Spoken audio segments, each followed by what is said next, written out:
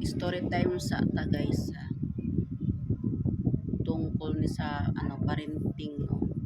Parenting tsaka disciplinary na din sa ating mga anak natin. So magtagalog o Tagalog, mag-English o magbisaya. Magbisaya na lang siguro guys, no? Kay doon ako kuan mo sa Bisaya bitaw. So karon kay kuan man kanang bakasyon man kan paminaw mo katong mga parents sa kanang mga parents bitaw na mahadlok sa ilang mga anak. Baliktad man mahitabo karong panahon na guys, ang mga parents naman o mahadlok sa tong mga anak.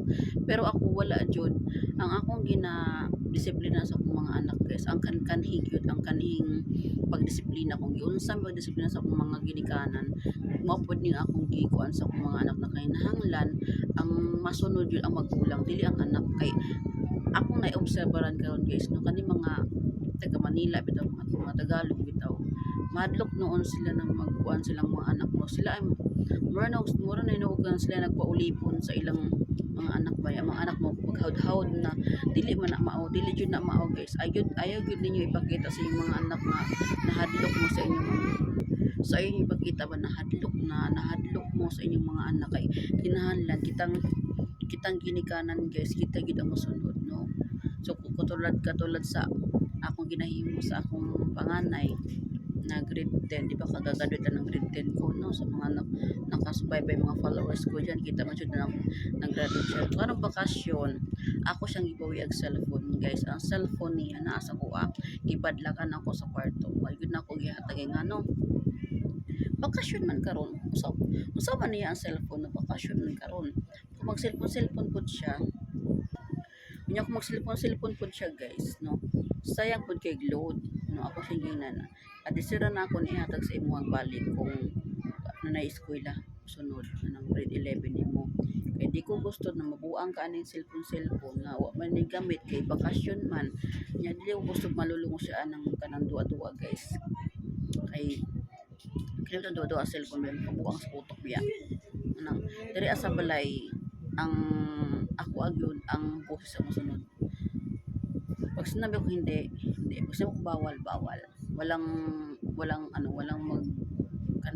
wala magbuot ba. Ako gid ang kanang nagdisiplina sa ilaha kay. Siyempre di ba kitang mga nanay lagi namang nasa bahay, di ba? Tayo mga nanay. So kita jud ang magkuan sa mga anak. Kanang uban mo gud ginikanan kay ako na obserbahan bitaw, no. Uban mga ginikanan kay kun naay sa pang ilang anak kay ilamang kanang kuan katawan ra, kanang sugod ra sila ng kanang kuanon kanang balikason silang mga anak, kanang mga Tagalog bitaw, sugod ra sila kanang murahin sila ng mga anak nila sugod sa anak. Bastos magud na manang sa diyang bata pada kana pitula ang mga batasan kay di man na maayo pag moabot ang bitaw, di na maayo. Ano, murag kanang lami kayo kuan ba, lami kayo moingon ba na kanang di man buta ingon makabuot guys kay ilaha magud ng karapatan. Bala sa ang tambog na nako, no, na dapat kitang mga magulang dili jud ta magpaulipon sa atong mga anak guys. Kay kitang magulang dapat ang kita ang suntong sa atong mga anak. Tinuod jud na ay kung papakita ka ng mahadlok mo sa imong mga anak, tabiyaan mo, layasan mo na di ko mo kanan layas ko na palayasa. Kung malayas ka palayasa. Tanaw na to kung asa ko tubag ilang kanang paglislayas ko no hina mupuyo sa laing balay, lisod kayo po sa laing balay guys, lisod kayo mamuyo balay nga dili yung balay na pinag barkada ka na. Kung sakit man ang kanang istorya sa magulang na mas masakit yun ang makadungog kag istorya sa laing tao. Tinuod yun aral tok yun na wato kamong mga anak tadaan ng mga soil, ng mga bugok, mga marito baldita, paminaw mo ani ha. Tagalog man mo, sige Tagalogo na ako. Dapat sundin yung magulang nyo, huwag matigas ang ulo. Kasi alam nyo, pagdating ng araw, maging magulang din kayo someday, maging magulang din kayo. Ma-realize nyo din yung mga sinabi ng magulang nyo kapag magulang nga din kayo. Maraming mga bagay guys na dumating sa inyo na masasabi nyo okay na kayo doon, masaya na kayo doon, pero hindi. Paano kayo magiging masaya kung pagdating naman sa pagsunod ng magulang, hindi nyo ginagawa. Ano kayo, talibagbag utok ninyo.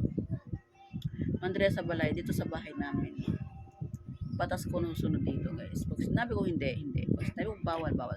Pag sinabi ko hindi gagala, hindi gagala. Sunod talaga yung mga yan.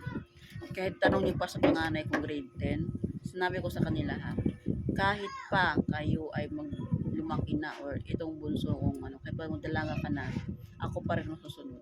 Hindi pwedeng kayo. Kailangan mo susunod pa rin kasi magulang nyo. Kapag sinabi ko hindi, hindi.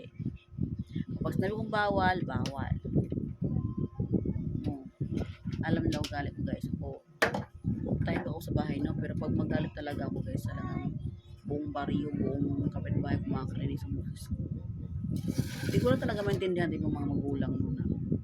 Okay lang din sa kanila na ginaganyan sila ng mga anak. May magulang din kasi guys na pabaya sa mga anak. Alam mo yung may favoritism? Alam mo yung may favoritism sila? Hindi ganon, hindi ganon.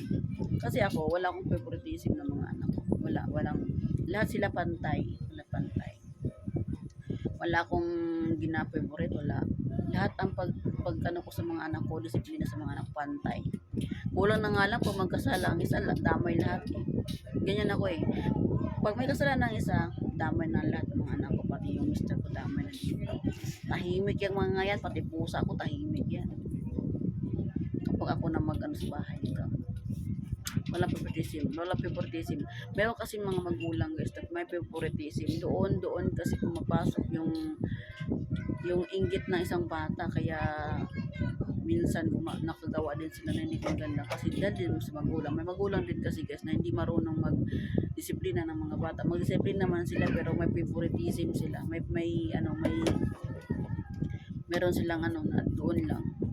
Parang may bata, anak mo din yan eh. Punto lang, kung mag-ano ka ng bata, magdisiplina ka, kung magmahal ka ng anak mo, lahat na, wag kang mag favoritism kasi, ano pero yun eh, masaktan yung anak mo dun eh, masaktan. Panak-anak ka, tapos ang imong gina-favorite ang isa lang. Gusto naman ang isa, kabasi makaingon na siya na, nga naman na sila mama at papa, nga naman mo sa kuwa, dili ko nila kuwan kay, kung ilang ginakuan, si ano lang, kanina na lang. Diba? So kita po mga magulang, tayo mga magulang, kung magdisiplina tayo sa mga anak natin, dapat pantay. Be a parent. No? Hindi pwedeng mag-parents ka lang ngayon, maging magulang ka lang ngayon, tapos bukas hindi na. Sunod araw maging magulang ka sa kanila. Hindi pwedeng ganun eh. Kasi pagiging magulang guys, forever na yun eh. Hanggat nandyan ka pa sa mundong ibabaw, magulang ka pa rin. Kahit malayo mo yan ang anak mo sa bahay, sa puder, magulang ka pa rin. Walang ano yan, forever na yan. Yun ang kanang profesyon. Ang magulang na kailan hindi na puputol ang connection dun sa kanilang mga anak.